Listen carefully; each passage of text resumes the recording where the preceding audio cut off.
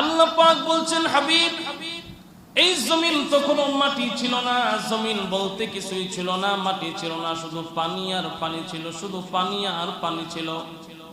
আল্লাহ পাক রব্বুল আলামিন তার ইলম থেকে ফেরেশতাদের মধ্যে সবচাইতে সরদার ফেরেশতা হলেন জিবরাইল আলাইহিস সালাম।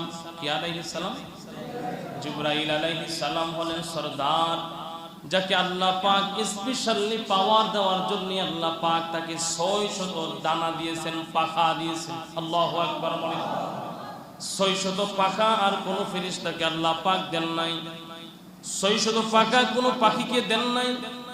600 পাখা দিয়ে আল্লাহ পাক কোন মাখলুক বানান নাই। কেবলমাত্র শুধুমাত্র একমাত্র একজনকেই বানাইছেন, তিনি হলেন জিবরাইল, যিনি মালাইকা, যিনি হলেন জিবরাইল, ফেরেশতাদের মধ্যে সরদার জিবরাইল আলাইহিস সালাম।